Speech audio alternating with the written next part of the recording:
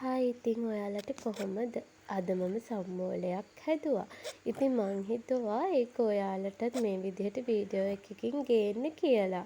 මුලින් පෙන්නුවේ මම නිකන් හදාගත්තු සම්මෝලයක් මේ තියෙන එකට තෙල් ටිකක් දාලා. කොහොම හැදුවත් අපේ ගෙදර අය සම්මෝල කන්න කැමතියි. ඉතින් නිතරම වගේ මම හදනවා. මුලින්ම මම පොල් ටිකක් ගාගෙන මේ වගේ පැත්තකින් අයින් කරගත්තා. ඊට පස්සේ තක්කාලි ටිකත් මිරිස් කරලා සුදුලූණු ලූණු ගම්මිරිස් මේ විදිහට එකතු කරගත්තා. ඊට පස්සේ මම මේකට මිරිස් කුඩු ටිකකුත් එකතු කරගන්නවා. ගොඩක් නෙමෙයි පොඩ්ඩක්. ඊට පස්සේ මම මේක පොඩ්ඩක් තලා ගන්නවා. මෙන්න මේ විදිහට. ඊට පස්සේ මම උම්බලකඩ ටිකක් මේකට එකතු කරගන්නවා. මෙන්න මේ විදිහට තමයි මේ ටික තලා ගත්තට පස්සේ තියෙන්නේ. ඊට පස්සේ මේකට මම අර ගාගත්තු පොල් ටික එකතු කරනවා.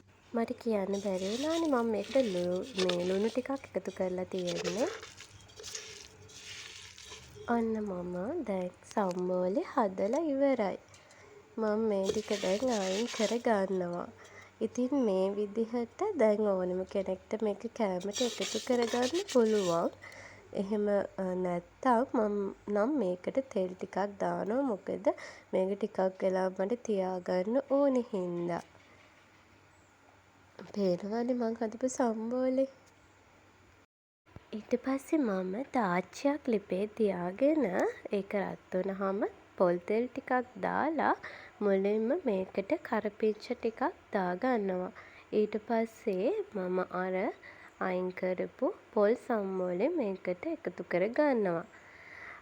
වෙනදට මම මේ විදිහටම නෙමෙයි හදන්නේ. එක එක විදිහට සම්මෝල හදනවා. නිතරම වගේ අපේ ගෙදර සම්මෝල හදනවා. මොකද අපේ හස්බන්ඩ් තමයි ගොඩක්ම කැමති සම්මෝල කන්න. ඔන්න දැන් මං හදලා ඉවරයි. ඊට පස්සේ ඔන්න මුලින්ම මම පාන් කෑල්ලක් කන්න හදන්නේ.